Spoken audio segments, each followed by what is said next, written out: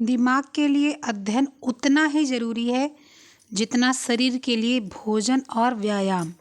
Hello hi, सफलता with Aparna में आपका स्वागत है। कैसे हैं आप लोग बताइएगा। उम्मीद करती हूँ सब लोग स्वस्थ होंगे। मौसम काफ़ी हद तक बदल गया है, तो जो लोग स्वस्थ नहीं हैं वो धूप में बैठने की आदत डालें और थोड़ा सा गर्म पेय पदार्थ पिएं, तबीयत ठीक हो जाएगी। अगर सर्दी जुकाम हुआ है तो, और अगर नहीं ठीक हो रहा है तो भरपूर मात्रा में विटामिन सी लेने की कोशिश करें। संतरा, नींबू, अमरूद, तो इससे भी आपका स्वास्थ्य जल्दी ठीक हो जाएगा।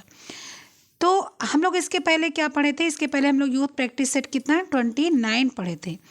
29 में हम लोगों ने कौन सा चैप्टर किया था? हम लोगों ने किया था खाद्य पदार्थ में मिलावट। खाद्य पदार्थ में मिलावट को हम लोगों ने शुरू किया था और इसमें बहुत क्वेश्चन है, करीब 200 करीब क्वेश्चन है।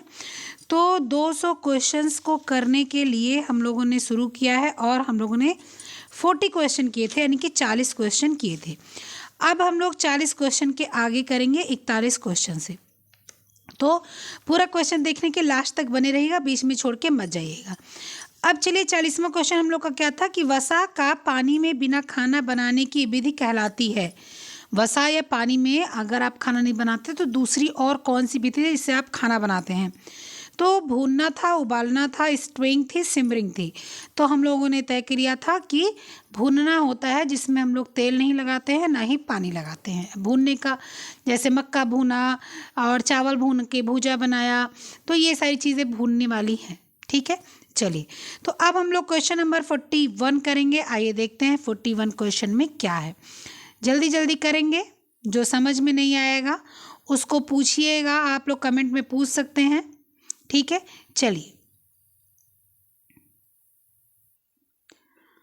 क्लोरोफिल इसके संपर्क में आने के क्लोरोफिन इसके संपर्क में आता है तो फियोफार्टिन में बदल जाता है। ठीक है, कहने का मतलब है कि क्लोरोफिल किसके संपर्क में आता है कि वो फियोफार्टिन में बदल जाता है। तो क्या नींबू के रस में आता है तो फियोफार्टिन में बदल जाता है? क्या सोडा बाइकार्बोनेट में आता है तो बदल जाता है? आँच में आने पे बदल जाता है, दूध में आने पे बदल जाता है, या नींबू में? तो आप सबको पता है कि दूध में क्लोरोफिल का कोई महत्व नहीं होता।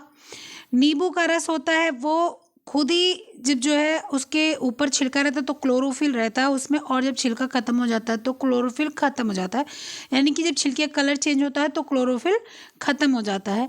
सोडा बाइकार्बोनेट क्लोरोफिल का कोई मतलब नहीं है। ठीक है, कि इसमें आके सोडा बाइकार्बोनेट में क्लोरोफिल की है तो पत्ती को जो है सोडा बाइकार्बोनेट में मिला के पकाया नहीं जाएगा। जब आँच पर क्लोरोफिल को रखा जाएगा, मतलब कि जब लोग साग वगैरह पकाते हैं तो ये क्या फियोफार्टिन में बदल जाता है। किस में? फियोफार्टिन में बदल जाता है। तो ऑप्शन नंबर डी बिल्कुल करेक्ट होगा। ठीक है, नेक्स्ट क्वेश्चन है, ये क्या है देखते हैं। चलो इसका थोड़ा सा हम लोग वो समझ लेते हैं कि क्लोरोफिल हरे रंग का पदार्थ है। उत्पत्ति फलों, हरी पत्तेदार सब्जियों, सूर्य के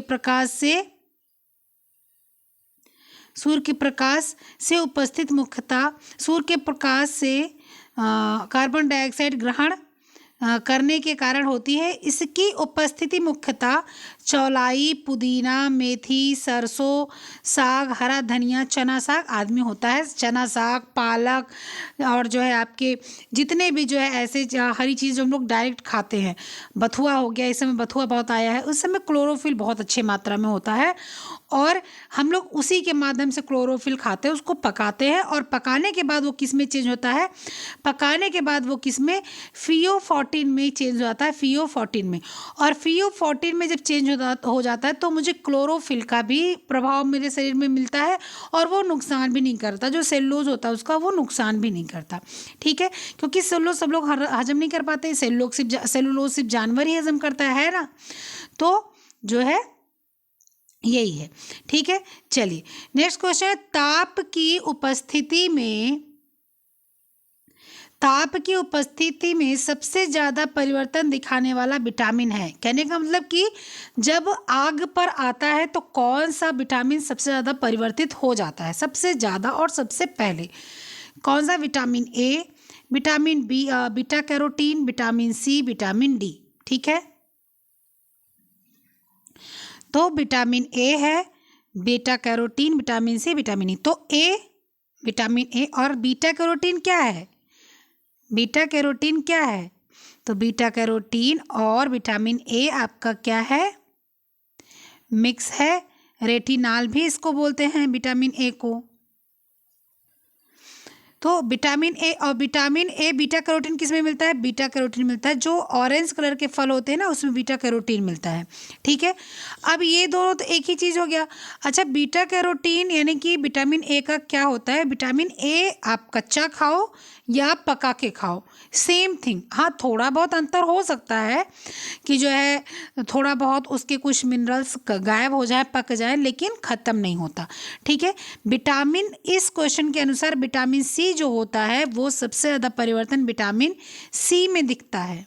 क्या होता है? विटामिन सी में क्या होता है? विटामिन जो सी होता है वो मर जाता है। ठीक है, विटामिन सी जो होता है वो क्या हो जाता है? वो मर जाता है।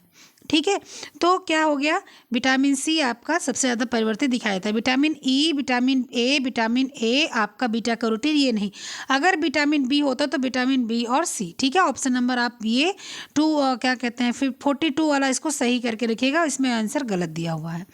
चलिए, नेक्स्ट क्वेश्चन क्या है कि का उपयोग ब्रेड बनाने में किया जाता है? जीवाणु, फफूंदी, खमीर, मोल्ड, किसका उपयोग किया जाता है?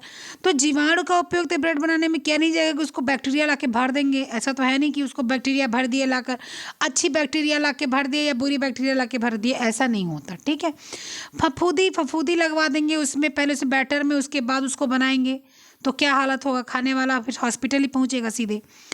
खमीर, मोल्ड भी फफूंदी है, मोल्ड भी फफूंदी है, तो फफूंदी तो लगाएंगे नहीं, मोल्ड तो लगा के खाने वाले से रहे हम। ठीक है, ब्रेड में जरा सा अगर ग्रीन कलर का होता है ना, उसको मोल्ड या फफूंदी बोलते हैं, तो वो लग जाता तो हम लोग ब्रेड नहीं खाते, तो भैया अभी खाने लायक नहीं है, नहीं तो अल्ल हो जाएंगे, ऊपर पहुंच जाएंगे। क्या होता है? खमीर जो होता है, जब हम कभी ब्रेड बनाते हैं तो क्या करते हैं? खमीरीकरण करते हैं। क्या करते हैं? जो जितने भी सामग्री है उसको जब लोग मिला उला के उसके बाद जब उसको गूँथते हैं, गूँथने के बाद काफ़ी हद तक गूँथेंगे और पहले उसको क्या करेंगे, सारी सामग्री मिलाकर उसमें और ईस्ट मिलाकर उसको रख देंगे। ठीक है, उसके बाद जब ईस्ट मिला कर रख देंगे कम से कम कितनी देर के लिए? पूरी रात के लिए। फिर जब सुबह उसको खोलेंगे तो उसके बाद उसको कम से कम 10 मिनट तक हम गूँथेंगे और गूँथने के बाद उसके बाद उसको जो है बराबर हिस्सों में करके और आपके बेकिंग ट्रे में रखेंगे। ये होता है, इसमें आपका ईस्ट का, जीवाणु का, फफूंदी का, मोल्ड का जीवाणु का, फफूंदी का, मोल्ड का कोई फर्क नहीं पड़ता। ईस्ट इसमें सबसे बड़ा क्या होता है जो है, अगर ईस्ट नहीं है तो ब्रेड नहीं बन सकता, सीधी सी एक बात। ठीक है, तो ऑप्शन नंबर सी बिल्कुल आपका क्या है? करेक्ट है। नेक्स्ट क्वेश्चन क्या है? चपाती को पकाते समय भूरा होना एक उत्कृष्ट उदाहरण है, मतलब कि अच्छा उदाहरण है। क्या, कैसा उदाहरण है? जब चपाती हम पकाते हैं तो उसका भूरा होना क्या जो है दिखाता है? ठीक है, जेलेटिनाइजेशन, कैरेमलाइजेशन, डेक्सट्रिनाइजेशन, फर्मेंटेशन। ठीक है, चलिए पहले एक एक हम लोग समझते हैं ये सब है क्या। ठीक है, अब जेलेटिनाइजेशन क्या है कि जब हम लोग पानी या कोई तेल, ठीक है, पानी या कोई तेल, घी, कुछ भी चीज़ें जब आपस में रख देते हैं और उसको गर्म करने लगते हैं तो वो जो पानी और तेल है ना, वो एक दूसरे से मिक्स होने, मतलब एक दोनों में मिलने से पहले की जो क्रिया होती है उसको हम लोग क्या बोलते हैं? जिलेटिनाइजेशन। मतलब कि जेल कब बनता है? जब ये जो है जिलेटिनाइजेशन हो जाता है तब जेल बनता है। और जेल के बनने की प्रक्रिया को, मतलब कि पानी और तेल जब आपस में मिलने की कोशिश कर रहे होते हैं, जब आपस में मिलने की कोशिश कर रहे होते हैं तब उस समय की इस प्रक्रिया को कहते हैं। तो चपाती पकाते समय इसका काम नहीं होता। ठीक है, चलो इसको काट दिए। फिर क्या है? कैरेमलाइजेशन। अब कैरेमलाइजेशन क्या होता है? जब हम चीनी को पकाते हैं और चीनी पकते पकते लाल हो जाती है, ठीक है, उसी को हम लोग बोलते हैं कैरेमलाइजेशन। सुना है ना, कैरेमल टॉफ़ी में कैरेमल पड़ता है, केक में कैरेमल पड़ता है, ठीक है। तो कैरेमलाइजेशन उसी को बोलते हैं। जब कैरेमलाइजेशन भी और अधिक हो जाता है तो क्रिस्टलाइजेशन हो जाता है, मतलब कि जम जाती है वो ब्राउन कलर की चीनी आपकी क्या होती है, जम जाती है, वो क्रिस्टलाइजेशन हो जाता है। कैरेमलाइजेशन के बाद क्रिस्टलाइजेशन आता है, ठीक है। दोबारा वाला एक पहला क्रिस्टल रहता है फॉर्म जो चीनी का, उसको हम लोग जो है फेंटते हैं और उसको जला जला के लाल गोल्डन करते हैं, वो कैरेमलाइजेशन होता है, ठीक है। अब डेक्सट्रिनाइजेशन क्या होता है, तो डेक्सट्रिनाइजेशन क्या होता है उसको समझिए।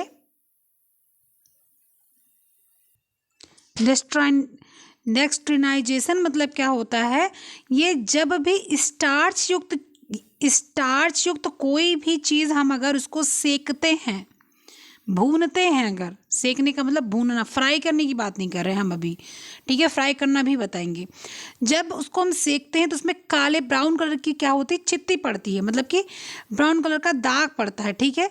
तो वो क्या होता है कि वो स्टार्च क्या होता है, वो टूटता है, स्टार्च टूटता है। क्यों टूटता है, स्टार्च टूट कर वो क्या होता है, पाचनशील बनता है, मतलब आसान बनता है।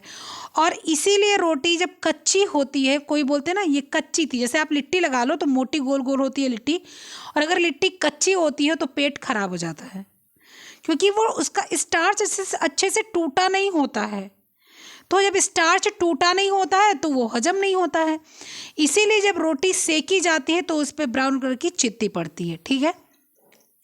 और वो क्या हो जाता है, वो पाचनशील हो जाता है, वो पचने में आसानी हो जाती है रोटियों को, इसीलिए रोटी पाचनशील होती है, मानी जाती है रोटी पाचनशील है। अच्छा, अगर पूड़ी बनती है तो भी क्या स्टार्च टूटता है, टूटता है, लेकिन लेट टूटता है, देर से। क्यों, क्योंकि स्टार्च क्या वो फैट से मिल गया जाके। अब स्टार्च जब जाके फैट से मिल गया तो दोनों तो दोस्त हैं, जब दोनों दोस्त हैं तो अलग क्यों होंगे, भाई दोनों ने हाथ मिला लिया, अब अलग क्यों होंगे दोनों। तब उनको अलग करने के लिए क्या कहते हैं, उस तेल को जलाया जाता है। अब उस तेल को कि अब तुमको हम अंदर से ही तोड़ेंगे, तब उस तेल को जलाते हैं। जब वो तेल और गर्म होता है और गर्म होता है और गर्म होता है, तब क्या होता है, तब पूड़ियाँ लाल होती हैं, लेकिन ब्राउन नहीं होती हैं। फिर भी उनका स्टार्च बहुत अच्छे से नहीं टूटता है, इसीलिए रोटी की अपेक्षा पूड़ी पाचनशील कम होती है, ठीक है। आज जान गए ना रोटी क्यों पचती है।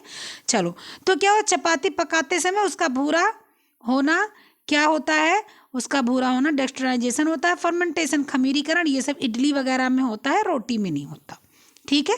चलो नेक्स्ट क्वेश्चन आइए देखते हैं क्या है।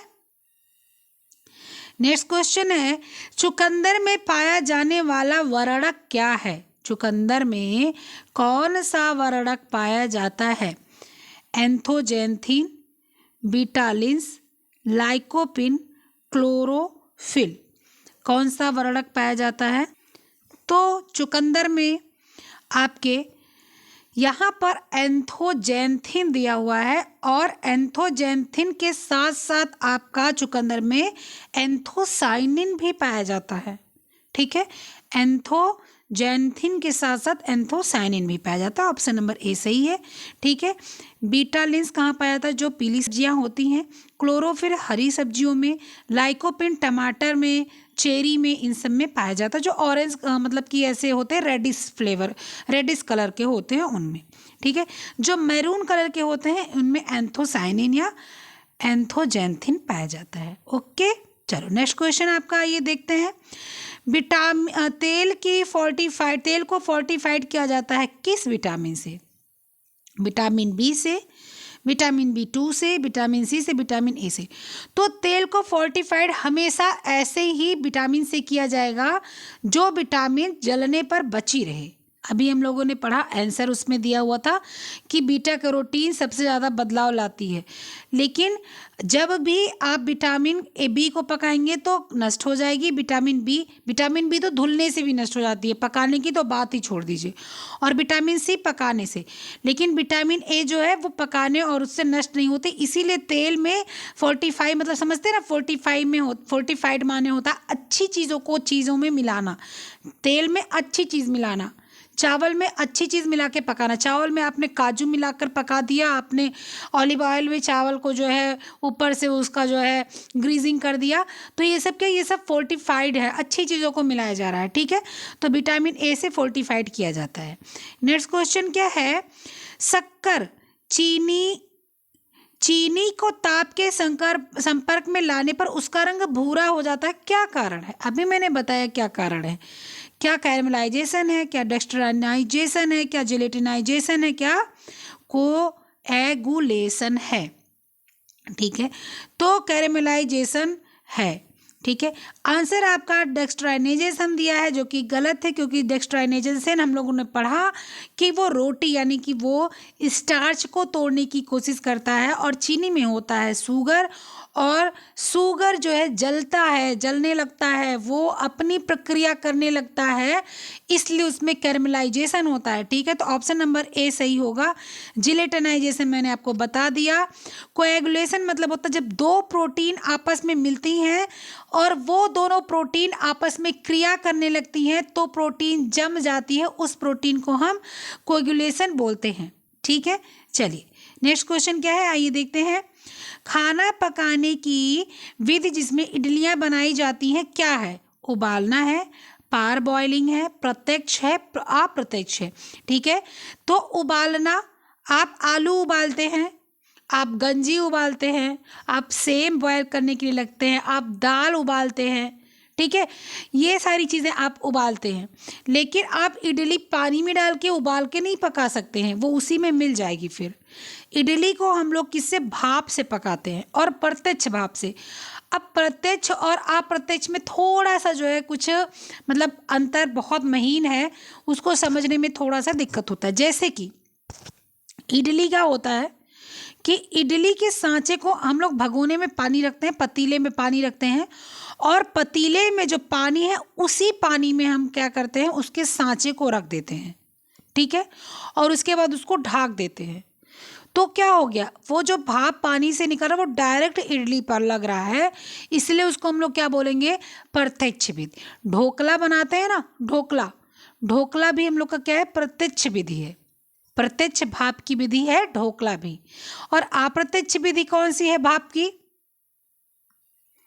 अप्रत्यक्ष भाप विधि क्या होता है कि भगोने में पानी, पतीले में पानी गर्म हो रहा है, और कोई चीज़ डिब्बे में रखी हो, ठीक है, कोई चीज़ डिब्बे में रखी हो और डिब्बा पैक्ड हो, मतलब कि वो बंद हो, उसका ढक्कन बंद हो, और उसके अंदर जो चीज़ रखी हुई है वो पक जाए, उसको अप्रत्यक्ष भाप विधि। अब उदाहरण मैं बताऊं आपको, जो इलाहाबाद में रहते होंगे उनको तो पता भी होगा कि एक कुकर में आपके दाल पकाई जाती है, उसी दाल के बीच में चावल रख दिया जाता है और चावल पर ढक्कन लगा दिया जाता है, ठीक है।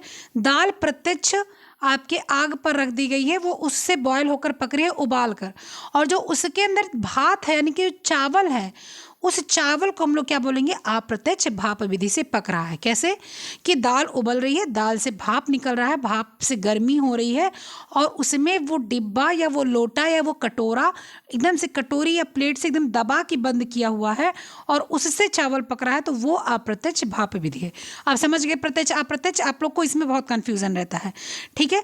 तो ऑप्शन नंबर आपका क्या सही जाएगा, ऑप्शन नंबर आपका सी जाएगा, क्योंकि खाना इडलियाँ जो होती हैं वो प्रत्यक्ष भाप विधि से पकाई जाती हैं, ठीक है। चलिए नेक्स्ट क्वेश्चन क्या है, खाना बनाने की विधि जिसमें खाद्य पदार्थ सीधे तेज ताप के संपर्क में आता है, क्या है, ग्रिलिंग है, भूनना है, बेकिंग है, और भाप में पकाना। खाना बनाने की विधि में जिसमें खाद्य पदार्थ सीधे तेज ताप के संपर्क में आता है, वो क्या है, सीधे वो क्या है? तो आपको बताना है कि क्या वो जो है आपका ग्रिलिंग है, क्या वो आपका भूनना है, क्या वो आपका बेकिंग है, क्या वो आपका भाप में पकाना है, ठीक है। तो जो प्रत्यक्ष आग की विधि में आता है, ग्रिलिंग तो आता नहीं, क्योंकि ग्रिलिंग में ऐसे होता है आपका क्या, आपका ऐसे अंगीठी होती है या जो भी उसका जो है वो होता है, जो है उपकरण होता है, उसमें जो है पाइप लोहे की लगी होती है, उस पर जो है सामान पकाया जाता है, ठीक है। बेकिंग आपका माइक्रोवेव या अवन होता है, उसमें आपका रेस के द्वारा पकता है, ठीक है। भाप के द्वारा पकाना तो अच्छा था नहीं। भूनना है, अब भूनना क्यों है वो देखिए, रोटी को छोड़ दीजिए, आप चावल मक्के को छोड़ दीजिए, वो दाने को। लेकिन जब आप मक्का भूनते हैं तो कैसे भूनते हैं? पूरा मक्का बाली, पूरा बाली अगर भूनते हैं तो कैसे भूनते हैं? आग पर रख कर भूनते हैं। तो क्या हो गया, वो आग पर प्रत्यक्ष विधि। आलू आग में डाल दिया तो प्रत्यक्ष विधि है भूनने की, आग में सीधे संपर्क हो रहा। गंजी डाल दिया, मटर डाल दिया, अमरूद डाल दिया, तो क्या वो प्रत्यक्ष विधि है। क्या भूनने की प्रत्यक्ष विधि आग में डालकर है। ठीक है। अप्रत्यक्ष विधि क्या होती है? रोटी हो गया, चावल भून लिया, मक्का भून लिया, मूंगफली भून ली, ठीक है, बिना तेल के, ये सारी चीज़ें। ऑप्शन नंबर बी आपका बिल्कुल करेक्ट है। नेक्स्ट क्वेश्चन क्या है? अगर क्वेश्चन समझ में आ रहा है तो लाइक शेयर सब्सक्राइब और कमेंट कीजिएगा, और शेयर किया कीजिए। शेयर करने से थोड़ा सा लोग और बढ़ेंगे तो मनोबल ऊंचा होगा। नेक्स्ट क्वेश्चन है क्या कि जैली को पकाने की विधि के चरणों को सही क्रम में लगाना है। मतलब कि जो जैली जब आप बनाते हैं तो, या कोई भी बनाता है तो कैसे वो करेगा शुरू, उसको आइए हम लोग जानते हैं। ठीक है, जैली को कैसे क्या हम लोग बनाएंगे वो जानते हैं। निचोड़ में पैक्टिन की मात्रा को टेस्ट करो। गर्म मिश्रण जीवाणुहीन वर्तमान में डालो। फल को साइट्रिक अम्ल और जल के साथ तब तक उबालो जब तक गल ना जाए। फल को धोकर काटो। निचोड़ में चीनी डालकर बिना हिलाए तेज आंच पर उबालो। मिश्रण को महीन कपड़े से छानकर उसे साफ निचोड़ निकालो। तैयारी को जांचने के लिए सीट टेस्ट करो। ठीक है, चलिए, तो सबसे पहले आपको क्या करना है, सबको पता है। सबसे पहले आप फल उठाएंगे, क्या करेंगे, आपको जेली बनानी है तो आप मार्केट में गए, और मार्केट में जाकर आप क्या किए, फल अपना लेकर आए। ठीक है, आप क्या किए, फल लेकर आए, मार्केट से आए। अब फल को क्या करेंगे, धुलेंगे, इसके बाद फल को क्या करेंगे, काटेंगे। ठीक है, तो सबसे पहले आप क्या करेंगे, फल को धोकर क्या करेंगे, काटेंगे। ठीक है, अच्छा, फल को धोकर काट लिए। अब फल को साइट्रिक अम्ल और जल के साथ क्या करेंगे, उबलने के लिए रख देंगे। फल को क्या करेंगे, साइट्रिक अम्ल और जल के साथ तब तक उबलने के लिए रख देंगे जब तक कि वो गल ना जाए। ठीक है, उसके बाद में आप क्या करेंगे, मिश्रण को जब वो गल जाएगा, पिघल जाएगा, एकदम से मिल जाएगा, तो आप उसको गैस से उतारेंगे। गैस से उतारने के बाद आप क्या करेंगे, उसको एक महीन मलमल के या सूती के या मार्किन के कपड़े से क्या करेंगे, छानेंगे। निचोड़ कर उसको क्या करेंगे, छान लेंगे। ठीक है, उसको निचोड़ कर क्या करेंगे, छान लेंगे। ठीक है, उसको निचोड़ कर क्या करेंगे, छान लेंगे। अच्छा, छान लिए। उसके बाद जो उसका आपका बैटर मिला आपको, वो क्या है, निचोड़ में पैक्टिन की मात्रा को आप टेस्ट करेंगे। अब जो आपने निचोड़ लिया था उसमें आप पैक्टिन की कितनी मात्रा है इसको आप तय करेंगे, कि मतलब है पकाने के बाद ये गाढ़ा होगा कि नहीं होगा। अगर नहीं होगा तो उसमें कुछ मुझे जेली वैली, वो क्या बोलते हैं उसको, जिलेटिन वगैरह मिलाना पड़ेगा, ऐसा कुछ। अगर नहीं होगा तो सोचा जाएगा। ठीक है, उसके बाद में क्या आ जाएगा, उसके बाद में आ जाएगा कि निचोड़ में चीनी डालकर बिना हिलाए फिर तेज आंच पर पकाएंगे। निचोड़ जब आप पा गए तो निचोड़ में आप चीनी मिलाएंगे और बिना हिलाए तेज आंच पर आप उसको क्या करेंगे, उबालेंगे। ठीक है, उसके बाद में आप क्या करेंगे, अब आप जब उसको तेज आंच पर उतारेंगे, अब उसके वो हुआ है या नहीं हुआ है उसको जांचने के लिए सीट टेस्ट करेंगे।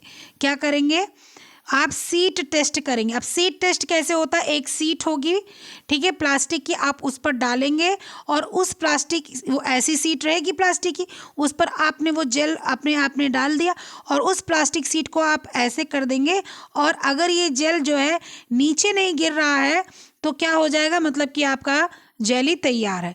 अगर ये नीचे गिर गया इसका मतलब इसको आप और पकाइए। जैसे हम लोग अभी लड्डू बनाए थे ना गुड़ का, तो क्या कर रहे थे, उसको हम लोग नीचे स्लैब पर, या अगर स्लैब पर नहीं डाल रहे हैं तो पानी में डालते हैं और उसके बाद देख रहे थे कि ये टाइट हो गया।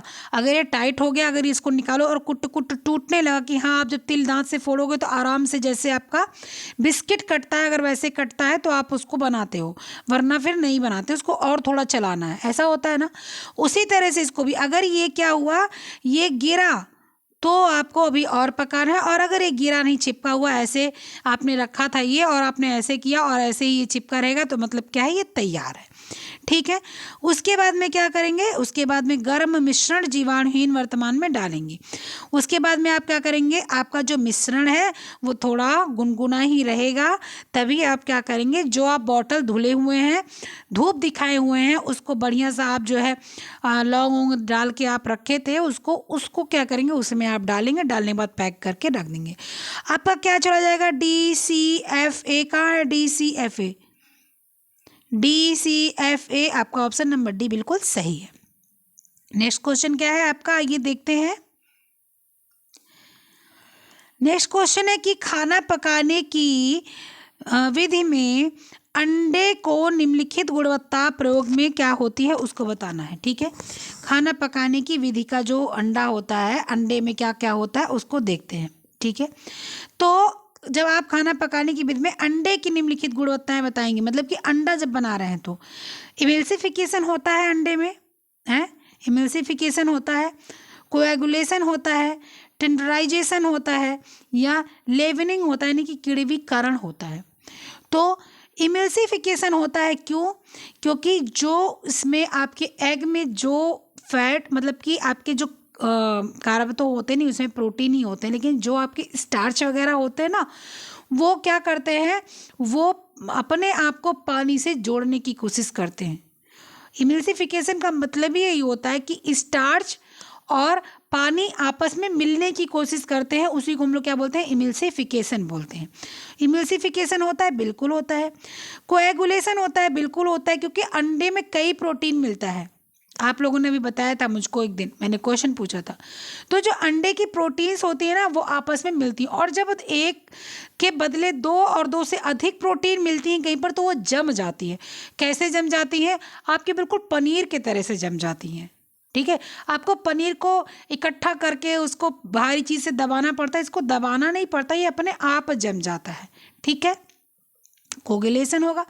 अब टेंडराइजेशन क्या है, तो टेंडराइजेशन मतलब होता है कि आपका टेंडराइजेशन मतलब होता है कि जब हमने आपके सारी चीज़ों को, मतलब कि जब हमने आपके जो मीट होता है, जब हमने मीट को पकाना होता है और मीट को मुलायम बनाना होता है, जब मीट को पकाना होता है और मीट को मुलायम बनाना होता है, जो लोग खाते होंगे उनको पता होगा कि मीट को जब मुलायम होता है, तो मीट को मुलायम करने का जो हम लोग ने तरीका अपनाया है, और मीट मुलायम हो जाए, खाने में आराम हो जाए, उसी को टेंडराइजेशन बोलते हैं, जो मीट को मुलायम कर देना। ठीक है, और किण्विकरण, लेवनिंग क्या होता है, किण्विकरण किण्विकरण किण्विकरण वो होता है कि चयापचय प्रक्रिया जो होती है, एक चयापचय प्रक्रिया होती है, उसी को हम लोग क्या बोलते हैं, किण्विकरण बोलते हैं।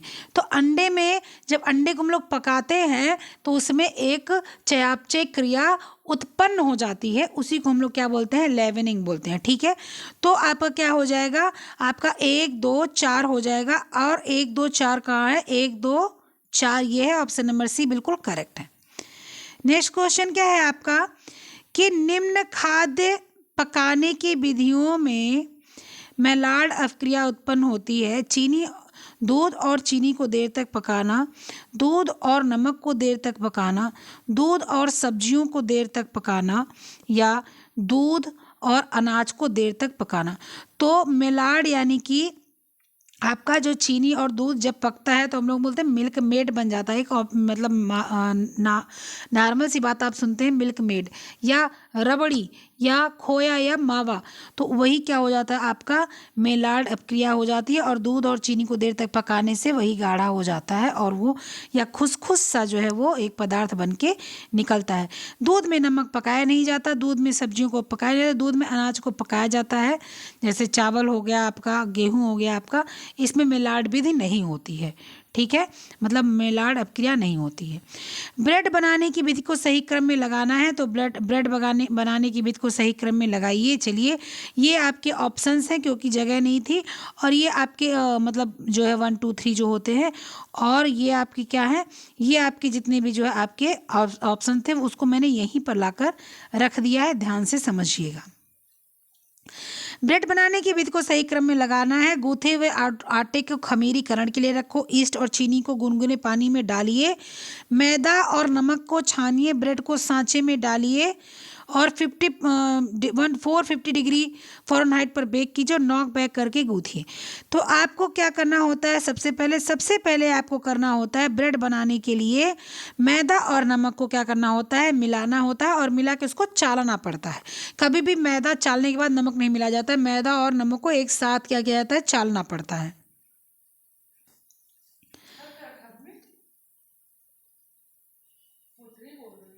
ठीक है, मैदा और नमक को छानना है।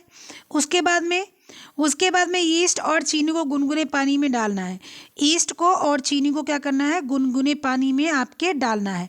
बोलते हैं ईस्ट का खाना होता है चीनी। जब ईस्ट चीनी खाता है तभी क्या करता है, वो फूलता है। ठीक है, कहने का मतलब है ईस्ट और चीनी एक साथ जब क्रिया करते हैं तभी ईस्ट यूज़ होता है, उपयोग होता है, वरना वो उतने अच्छे से काम नहीं करता।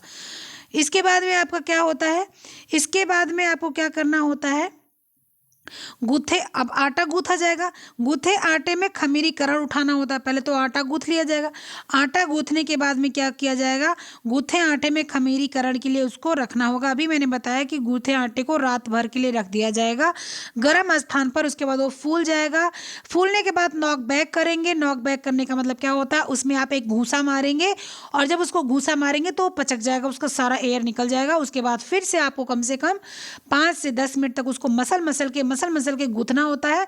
उसके बाद में ब्रेड को क्या करना होता है, बराबर हिस्से में करके मोल्ड में डालना होता है। ठीक है, बेकिंग मोल्ड में डालना होता है। ठीक है, जिसको बेकिंग ट्रे भी बोलते हैं। ठीक है, तो ये क्या हो गया, ये आपका हो गया जो है पूरा ब्रेड बनाने का तरीका। ब्रेड बनाने का तरीका है 3 2 1 5 4। ये है ऑप्शन नंबर कौन सा, 3 2 1 5 4 नहीं है, 3 2 कौन सा है आपका, हाँ 3 है, 2 है, 1 है, 5 है, 4। ऑप्शन नंबर सी बिल्कुल सही है। नेक्स्ट क्वेश्चन आइए देखते हैं क्या है। नेक्स्ट क्वेश्चन है, स्टार्च पदार्थ पानी के साथ पकाते समय होने वाले बदलाव को अनुक्रम में लगाइए। अभी हमने सब कुछ आपको बता दिया, ठीक है, लेकिन फिर भी ध्यान से सुनेंगे। जेलाइटिनेशन क्या होता है, रिट्रोग्रेडेशन क्या होता है, जेलेशन क्या होता है और सिनरेसिस क्या होता है। जेलेशन क्या होता है, सिनरेसिस क्या होता है, बहुत इंपॉर्टेंट चीज़ है, आइए हम लोग समझते हैं।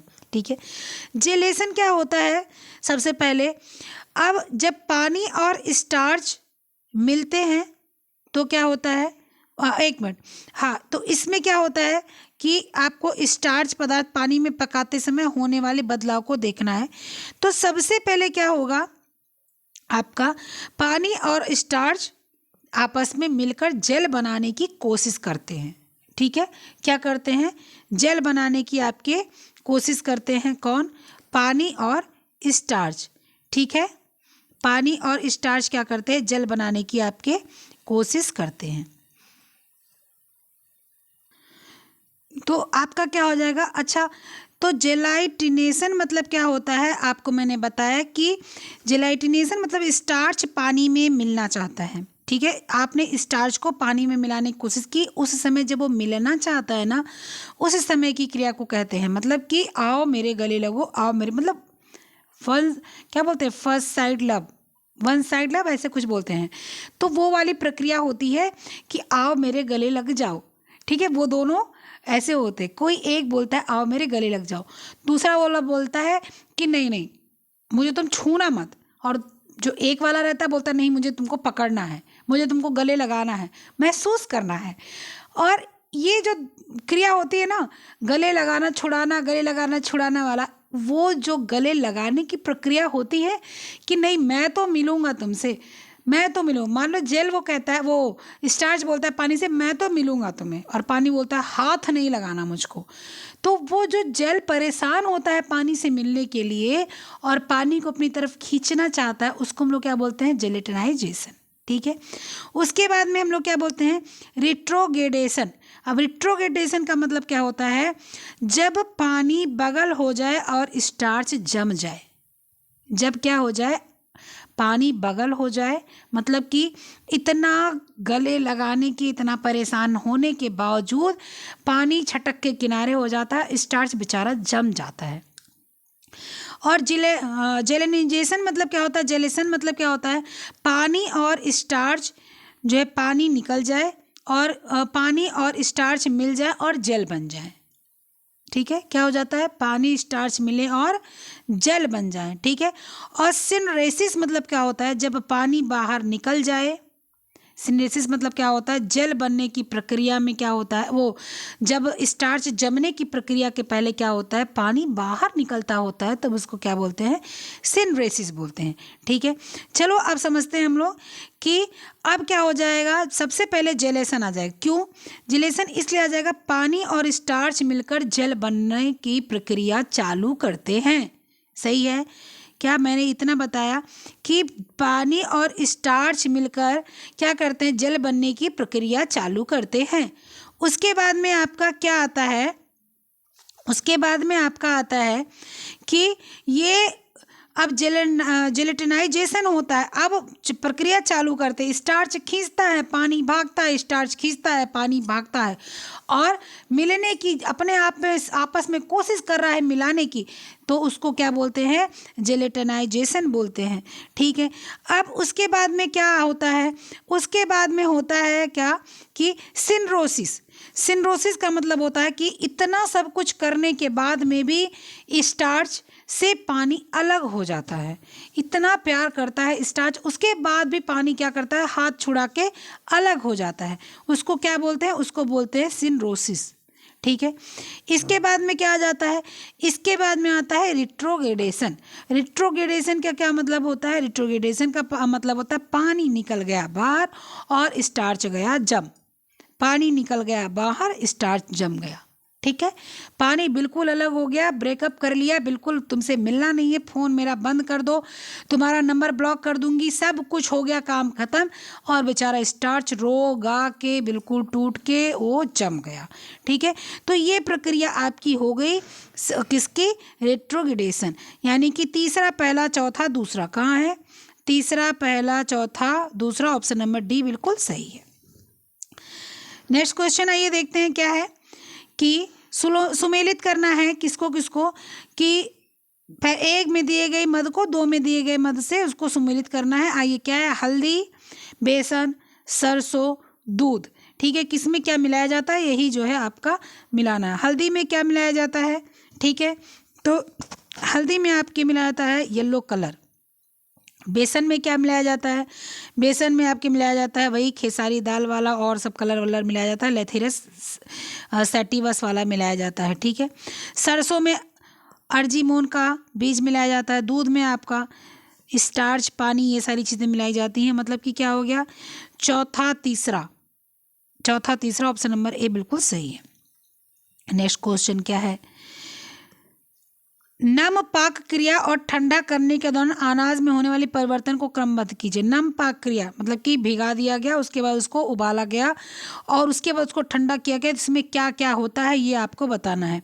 रिट्रोग्रेडेशन मैंने बता दिया, सिनरेसिस भी बता दिया, पानी सोखता ही है, लसीलापन में परिवर्तन होना, और रिक्रिस्टलाइजेशन भी मैंने बताया कि पहले क्रिस्टल रहता है, बाद में वो रिक्रिस्टलाइज जब जमता है तब होता है।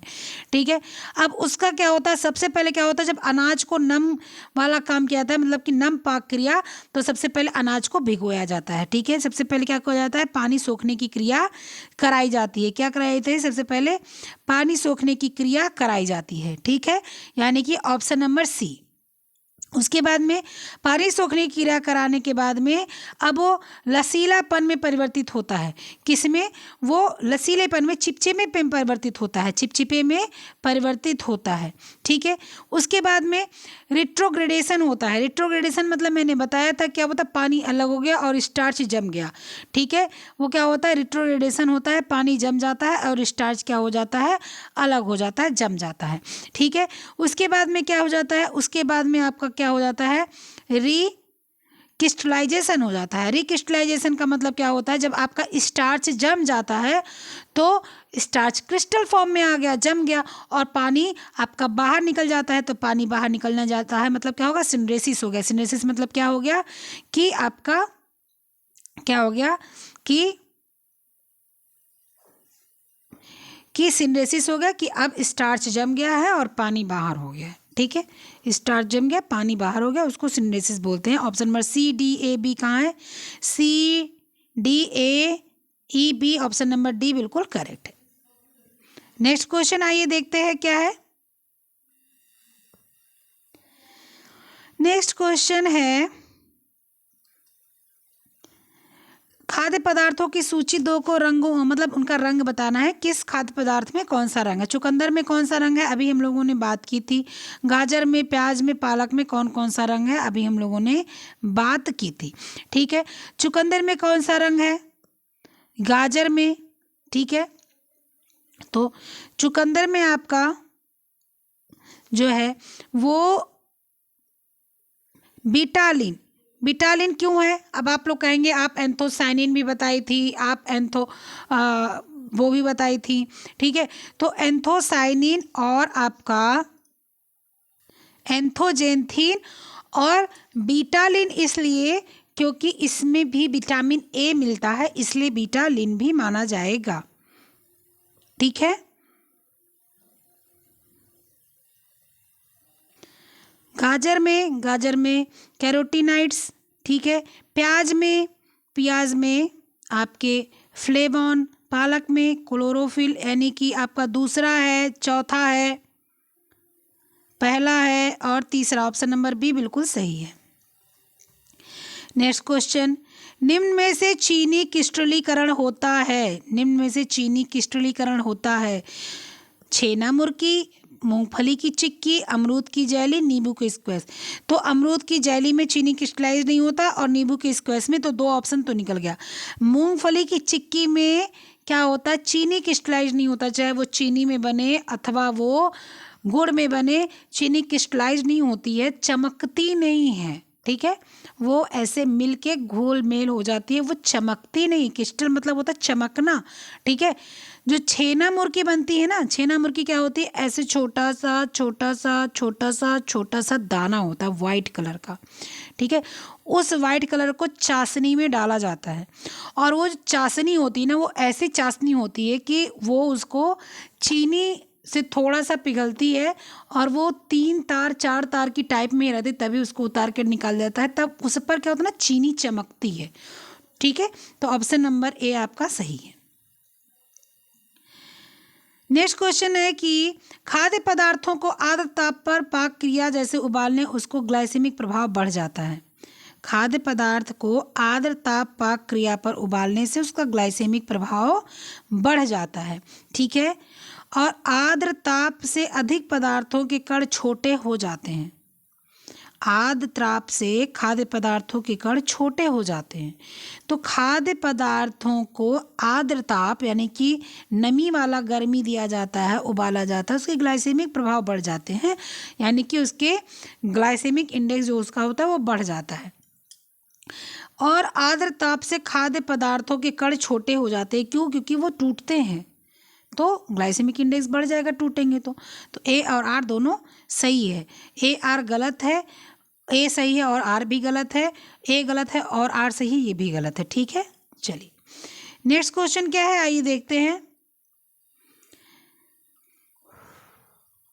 स्वाद उत्प्रेरक पदार्थों का प्रयोग खाद्य पदार्थों का स्वाद बढ़ाने में प्रयोग किया जाता है।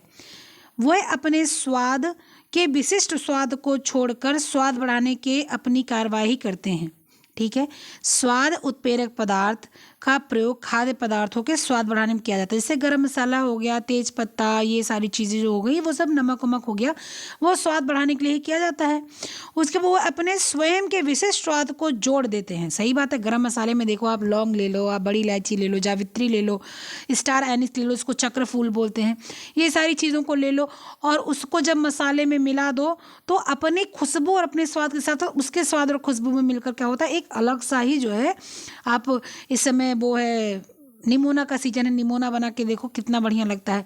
जब लोग कढ़ी बनाते हैं तो कढ़ी बना के देखिए कितना अच्छा लगता है, या छोले बनाते हैं आप लोग देखिए वो चने वाला, तो उस समय ऐसा होता है। तो क्या हो जाता है, ए और आर दोनों सही है। नेक्स्ट क्वेश्चन क्या है, पानी प्रतिकर्षी पर सज्जा एक ऐसे कपड़े का उत्पादन करती है जो उसे गीला होने व उसमें पानी के प्रवेश का विरोध करती है। ये आपका क्या कर रहा है, ये आपका टेक्सटाइल का क्वेश्चन डाल दिया है, कोई बात नहीं। और पानी प्रतिकर्षी कपड़ों पर, ये उस कपड़े की बात कर रहा है जो छाते वाले के कपड़े होते हैं। ये किसके बात कर रहा है, वाटरप्रूफ कपड़े की बात कर रहा है। पानी प्रतिकर्षी पर सज्जा एक ऐसे कपड़े का उत्पादन करती है जो उसे गीला होने व उसमें पानी प्रवेश का विरोध करती है। ठीक है, पानी प्रतिकर्षी कपड़ों पर रबड़ की परत होती है, इसलिए उनके पहनने वाले कपड़े आरामदायक नहीं होते हैं। ठीक है, जैसे कि आपके मतलब जो महंगे आपके वो होते हैं ना, क्या बोलते हैं इसको, रेनकोट वगैरह होते हैं, उसके नीचे रबर लगा होता है, इसीलिए वो उलझन देता है पहनने पे। सब में नहीं लगा होता, अब तो बहुत है पानी का, अब पन्नी का ही आने लगा रेनकोट बच्चों के लिए, एकदम पन्नी ही प्योर रहता है। ठीक है, या छाते वाला कपड़ा आ जाता है, वो भी जो है कंफर्टेबल नहीं होता पहनने में, क्योंकि इसमें जो है बिल्कुल इस तरह से उसकी बुनाई होती है कि उसमें सांस नहीं होती, इसीलिए वो अंदर पानी प्रवेश नहीं करता है। ठीक है, तो दोनों आपका ऑप्शन ए और दो जो है आर दोनों सही है। ठीक है, चलिए नेक्स्ट क्वेश्चन आइए देख लेते हैं। नेक्स्ट क्वेश्चन क्या है, हरी सब्जियों को पकाते समय उसमें सोडा बाइकार्बोनेट डालने से उनका रंग चमकदार हरा हो जाता है। ठीक है, हरी सब्जियों को पकाएंगे, उसमें सोडा बाइकार्बोनेट डालेंगे, उनका रंग चमकदार हरा हो जाता है। क्लोरोफिल नामक वर्णक क्षारीय वातावरण में फियोफाइटिन नामक पदार्थ में परिवर्तित हो जाते हैं। ठीक है, क्लोरोफिल जो होते हैं वर्णक, वो क्षारीय वातावरण में, क्षारीय मतलब कि जब उनको जो है एसिटिक चीज़ें मिलती हैं तो वो क्या होते हैं, फाइटोफिट। लेकिन फिटोफाइन जो होता है, फियोफाइन जो होता है, वो उबालता है जब क्लोरोफिल, उसमें उत्पन्न होता है। ठीक है, तो ये तो फिर गलत ही हो गया। और हरी सब्जियों को पकाते समय अगर उसमें सोडा बाइकार्बोनेट डाल देते हैं तो वो हरी चमकदार होती है। क्यों? क्योंकि जब कभी आप चना या मटर पकाते हैं वाइट वाला, उसमें थोड़ा सा सोडा बाइकार्बोनेट डालते हैं तो क्या होता है, वो कालापन लेकर आ जाता है, और वही जो कालापन वहाँ पर लेकर आता है वो यहीं पर चमक बढ़ा देता है। यानी कि ए सही है और आर गलत है, ऑप्शन नंबर बी करेक्ट है। नेक्स्ट क्वेश्चन क्या है, माइक्रोस्कोपिक जांच मानवीकृत तंतुओं की पुष्टिकरण जांच है। मानवीकृत तंतुओं की स्पष्ट लक्षणिक माइक्रोस्कोपिक आकृति होती है। जो माइक्रोस्कोप से मानवकृत माने मानव का बनाया हुआ तंतु जो क्या था उसकी जांच की जाती है।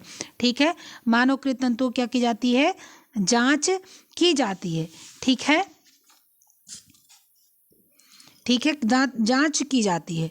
ठीक है, उसके बाद मानवीकृत तंतुओं की स्पष्ट लाक्षणिक माइक्रोस्कोपिक आकृति होती है। तो जो माइक्रोस्कोप से जो जांच की जाती है वो किसकी की जाती है, प्राकृतिक तंतुओं की जाती है।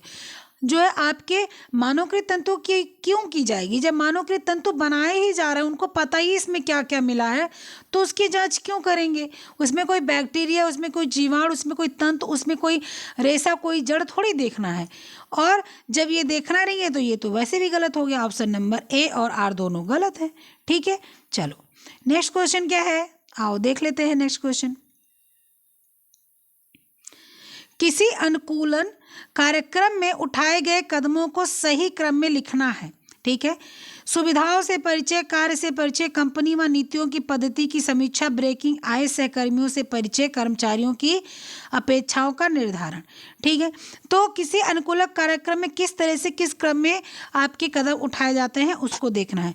तो सबसे पहले तो क्या किया जाता है, सबसे पहले ब्रेकिंग आइस। ब्रेकिंग आइस का मतलब क्या होता है, ब्रेकिंग आइस का मतलब होता है कि एक दूसरे को कोई नहीं जानता है, उसके बावजूद वहाँ का माहौल जो होता है वो ऐसा बनाना कि सब एक दूसरे से बहुत कंफर्टेबल रहें, बहुत मेल मिलाप से रहें, ऐसा फील ना हो कि हम इनको नहीं जानते हैं। वही होता ब्रेकिंग आइस। सामान्य सी बातों में होता ब्रेकिंग मतलब तोड़ना, आइस मतलब पत्थर, और आइस मतलब बर्फ। कहने की मतलब ठंडेपन को, शांति को तोड़ना, ऐसा ना लगे कि एक दूसरे को कोई जानता नहीं, एक मेल जोल के भाव को बनाना ब्रेकिंग आइस होता है। तो सबसे पहले किसी भी कार्यक्रम को करना होता है तो आपसी जो सहचारी सहभाई पना होता है उसको सबसे पहले जागृत करना होता है। उसके बाद कंपनियों की नीतियों और पद्धतियों को समझना, उसकी समीक्षा करना होता है। ठीक है। उसके बाद में क्या होता है, कर्मचारी की अपेक्षाओं का निर्धारण करना होता है कि वो क्या चाहते हैं, कर्मचारी किस तरह का काम करना चाहते हैं। उसके बाद में सहकर्मियों से परिचय कराएं। एक दोनों लोग आपस में, जितने भी सहकर्मी हैं आपस में परिचय करें। हेलो हाय, मैं मिस्टर बोस हूँ, मैं मिस्टर ज्ञान हूँ, मैं मिस्टर जो है राजकुमार हूँ, जो भी हूँ। ठीक है। इसके बाद में क्या हो जाता है, फिर सुविधाओं का परिचय। भाई सुविधा ये है, यहाँ पर इस कंपनी में ऐसी सुविधा है, इस कार्यक्रम में ये चीज़ें हैं। ठीक है। तो ये सारी चीज़ों को कराना है। और फिर कार्य से बाद में आप सब लोग परिचित हो जाएंगे, कार्य से परिचय हो जाएगा। ठीक है। क्या हो जाएगा, चौथा तीसरा छठवां कहाँ है, चौथा तीसरा छठवां, चौथा तीसरा छठवां पांचवां पहला दूसरा, ऑप्शन नंबर बी बिल्कुल करेक्ट है। ऑप्शन नंबर बी है, ये सी मत समझ लीजिएगा। ठीक है। चलिए नेक्स्ट क्वेश्चन क्या है, अनाज पकाते समय निम्न में से कौन सा परिवर्तन होता है। अभी हम लोगों ने पढ़ा था, विंटराइजेशन होता है, होमोजिनाइजेशन होता है, रिट्रोग्रेडेशन होता है और कोगुलेशन होता है। तो आपका जब अनाज जो पकता है, विंटराइजेशन मतलब होता है क्या कि मोम, मतलब कि कोई चीज़ दो तरह की होती है, जमने वाली, बहुत ज़्यादा चीज़ जमने वाली। तो जो लिपिड होता है, फैट होता है, जो जमने वाला फैट नहीं होता वो अलग हो जाता है, जो जमने वाला फैट होता है वो अलग हो जाता है। तो अनाज पकाते समय ऐसा नहीं होता। ठीक है। और होमोजिनाइजेशन क्या होता है, होमोजिनाइजेशन दूध में प्रक्रिया की जाती है। क्या हो जाता है, दूध में प्रक्रिया की जाती है। दूध में जो फैट होता है, जो भी थोड़ा बहुत फैट होता है, वो क्या होता है, उन फैट को ये होमोजिनाइजेशन प्रक्रिया करके, वो जो बड़े बड़े दाने आपको दूध में दिखते हैं उसी क्या किया जाता है, बहुत छोटे दाने करके पूरे दूध में बिखेर दिया जाता है, जो दिखे ना कि हाँ यहाँ पर बड़ा सा दाना है, मतलब बड़ा सा ऑयल तैर रहा है, उस ऑयल को पूरे तेल में पूरे दूध में फैला देना। ठीक है। रिट्रोग्रेडेशन मैंने बता दिया कि पानी अलग हो जाए और स्टार्च जम जाए। तो जब अनाज को पकाया जाता है तो यही होता है, अनाज के जितने भी स्टार्च होते हैं वो क्या हो जाते हैं, जम जाते हैं। ठीक है। चावल के अनाज क्या होते हैं, चावल जब पकाइए तो जम जाता है जो इसका स्टार्च होता है, रोटी पकाइए तो जम जाती है जो उसकी स्टार्च होती है। ठीक है। कोएगुलेशन मतलब मैंने बता दिया कि दो से अधिक जब प्रोटीन होते हैं तो क्या होते हैं, दो और दो से अधिक प्रोटीन क्या होते हैं, आपस में मिलकर जम जाते हैं। तो अनाज में ऐसा नहीं होता, अनाज में दो से अधिक प्रोटीन जो होते हैं वो जमते नहीं हैं, वो आपका रिट्रोग्रेडेशन होता है जो मैंने बताया। ठीक है। चलिए नेक्स्ट क्वेश्चन क्या है आपका, पाक विधि समायोजन में से कौन सा तरीका प्रयोग किया जाता है। ठीक है। मूल्य बढ़ाना, प्रतिशत, प्राइम, BRC। पाक विधि समायोजन में जो है कौन सा प्रयोग किया जाता है, प्रतिशत, मतलब कितना पका, कितना कच्चा था, कितना प्रतिशत पकाने के बाद फायदा हुआ, कितना प्रतिशत इसमें चीज़ें खराब हो गई, प्रतिशत में होता है। ठीक है। प्राइम राय में नहीं होता। नेक्स्ट क्या है कि मेयोनीज एक स्थिर इमल्सन है। मेयोनीज में चीनी नमक अम्ल का अस्थायीकरण के रूप में प्रयोग किया जाता है। मेयोनीज क्या है, इमल्सन प्रक्रिया है, बताया जा रहा है, मतलब ये पूछ रहा है या बता रहा है, जो भी आप समझना चाहे समझें। ठीक है। तो इमल्सन जो है, मेयोनीज एक स्थिर इमल्सन है, ये कह रहा है। ठीक है। तो मेयोनीज जो होता है वो आपका इमल्सन ही होता है, क्योंकि मेयोनीज जो होता है वो अंडे की चटनी होती है। ठीक है। अब तो उसको वेज भी बनाने लगे, मैं कभी नहीं खाई इसलिए मुझे भरोसा नहीं है कि हाँ वेज ही होता है। तो मेयोनीज जो होता है ये अंडे की चटनी प्राथमिकता के तौर पर होती है। इसमें क्या होता है, जो अंडे का फैट, ये सब जो चीज़ें होती है अपने उसमें मिलाया जाता है, फैट वगैरह, उसको क्या किया जाता है, उसको जो है पानी के माध्यम से उसको बनाया जाता है, उसको दोनों को एक दूसरे में मिलाया जाता है, एमिलिनेशन होता है, यानी कि ऑप्शन ए बिल्कुल करेक्ट है। मेयोनीज में चीनी नमक अम्ल का अस्थायीकरण के रूप में प्रयोग किया जाता है। तो मेयोनीज चटनी में जो है जो भी प्रयोग किया जाता है उसमें चीनी तो चटनी में उसके यूज होता ही है, साथ में उसके नमक और अम्ल का जो अस्थायी कारक रूप में प्रयोग किया जाता है, मतलब अस्थायी कारक कि उसको रखने के लिए, मतलब कि ये रुके इसलिए नहीं यूज किया जाता है, उसके स्वाद बढ़ाने के लिए किया जाता है। इसको रखने के लिए इसमें क्या मिलता है, इसमें कुछ ना कुछ प्रिजर्वेटिव मिलाते हैं। ऑप्शन नंबर सी ए सही है और आर आपका गलत है। ऑप्शन नंबर सी, डी नहीं है, सी है। ऑप्शन नंबर डी सही, सी सही है। नेक्स्ट क्वेश्चन क्या है, आइए देखते हैं। नेक्स्ट क्वेश्चन में क्या है, चॉकलेट निर्माण प्रक्रिया को सही क्रम में क्या करना है, व्यवस्थित करना है। चॉकलेट नाम सुनकर बहुत लोग के मुंह में पानी नहीं आया होगा, क्योंकि पानी का नाम हमेशा पानी आता है खट्टी चीज़ का नाम सुन के, लेकिन मन अच्छा हो गया होगा। चॉकलेट लड़कियों का पसंद भी होता है। क्यों पसंद होता है पता है, चॉकलेट में एनर्जी बहुत होती है। साथ साथ लड़कियां उसको ज़्यादा इसलिए खाती हैं कि उनको ये मन में होता है कि chocolate good for beauty, good for brain और गुड फॉर हेल्थ, ठीक है, इसलिए भी। दूसरे, चॉकलेट जो होता है ना उसका थोड़ा सा स्वीट, थोड़ा सा डार्क जो है, जो टेस्ट होता है वो लड़कियों को पसंद होता है। चलिए शुरू करते हैं। लड़कों को तो मीठा पसंद होता है। तो चॉकलेट के लिए सबसे पहले क्या करना पड़ता है, चॉकलेट के लिए सबसे पहले क्या करना पड़ता है कि जो है आपको जो कोको बीज होते हैं, उन कोको बीज को लाना होता है और उसको भूनना होता है, ठीक है। कोको बीज को क्या करना पड़ता है, भूनना पड़ता है, ठीक है। उसके बाद में भूनने के बाद उन बीजों को क्या करना पड़ता है, पीसना पड़ता है, ठीक है। पीसने के बाद में क्या करना पड़ता है, उसमें और चीज़ें, चीनी मिलानी है, फैट मिलाना, जो भी मिलाना है वो उसमें क्या बनाना पड़ता है, अन्य पदार्थों को क्या करना पड़ता है, मिलाना पड़ता है। मिलाने के बाद में क्या करना पड़ता है कि हाँ मिलाना, इसके बाद उसका मिश्रण, मतलब कि अब सबको मिलाकर एक मिश्रण तैयार करेंगे, ठीक है। और मिश्रण करने के बाद में, मिश्रण बनाने के बाद में क्या करना पड़ता है, कोचिंग करने का मतलब क्या होता है, सारे मिश्रण को मिलाएंगे। मिश्रण को मिलाने के बाद एक रख कर उसको एक तरफ रखकर उसको छानने की प्रक्रिया को तैयार करें, चालने की प्रक्रिया को, ठीक है, और चालने या छानने की। उसके बाद में क्या होगा, टेम्परिंग का मतलब ये होता है कि सारे मिश्रण को तैयार कर लिया, अब उसको एक बार और छानेंगे ताकि उसमें कोई चीज़ ऐसी ठोस पदार्थ ना रह गया हो। ठोस पदार्थ रह जाएगा तो कि आपका जो चॉकलेट है वो बढ़िया नहीं बनेगा। और उसके बाद में क्या करेंगे, सांचे में डाल देंगे। सांचे में डालेंगे तो आपका चॉकलेट बनके रेडी हो जाएगा। आप खा सकते हैं उसको, बिल्कुल खाने के लिए तैयार है। यानी कि चौथा है, तीसरा है, छठवां है, कहाँ है चौथा, तीसरा, छठवां, ऑप्शन नंबर सी आपका बिल्कुल करेक्ट है। चलिए नेक्स्ट क्वेश्चन क्या है, आज एक क्वेश्चन और कराएंगे क्योंकि 1 घंटे का वीडियो इतना ही हो गया। सब लोग बोलते हैं समझा समझा के कराइए, और समझा समझा के कराने में देख लो कितना 30 क्वेश्चन भी कराना मुश्किल हो गया है समझा समझा के कराने में, ठीक है। चलो शुरू करते हैं। सूची 1 में दिए गए पदों को सूची 2 में मिलाना है। इनवाइस का मतलब क्या होता है, विवरण पत्र का मतलब क्या होता है, सैटेलाइटिंग का मतलब क्या होता है, फैक्टर विधि का मतलब क्या होता है, BARS का मतलब क्या होता है, और प्रतिशत विधि का मतलब क्या होता है। तो इनवाइस का मतलब होता है कि जब भी कोई चीज़ हम लोग खरीदते हैं तो उसका हम लोग को एक पेपर मिलता है, उसको हम लोग क्या बोलते हैं, इनवाइस मिलते हैं। जब इनवाइस बोलते हैं जब कोई चीज़ हम लोग खरीदते हैं। विवरण पत्र क्या होता है, विवरण पत्र होता है कि हर चीज़ की उसमें प्रतिशत या चीज़ें लिखी होती हैं, उसको हम लोग क्या बोलते हैं, विवरण पत्र बोलते हैं, ठीक है। क्या बोलते हैं उसको हम लोग, विवरण पत्र बोलते हैं।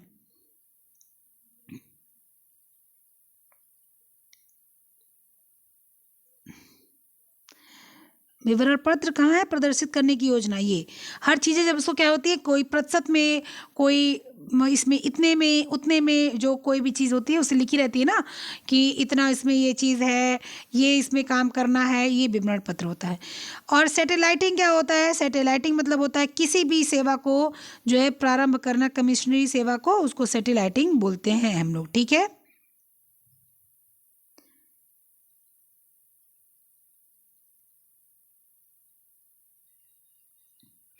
इसके बाद में क्या होता है, इसके बाद में होता है फैक्टर विधि। फैक्टर विधि का मतलब क्या होता है कि उत्पाद के मूल्य को तय करना क्या होता है, फैक्टर विधि होती है। फैक्टर विधि हो गई। BRAS होता है अनुपालन का मूल्यांकन। BRAS का मतलब होता है अनुपालन का मूल्यांकन। और उसके बाद में आपका क्या होता है, प्रतिशत विधि क्या हो जाती है, प्रतिशत विधि हो जाती है कि पाक विधि जो होती है उसका संयोजन कि 10 ग्राम चीनी होना चाहिए, 20 ग्राम इसमें रस होना चाहिए, 40 ग्राम इसमें पानी होना चाहिए, 5 ग्राम इसमें तेल होना चाहिए, प्रतिशत विधि हो जाती है। ठीक है, तो ऑप्शन नंबर क्या सही आ जाएगा? 4, 7, 6, 2 कहाँ है पे? ऑप्शन नंबर बी बिल्कुल करेक्ट है।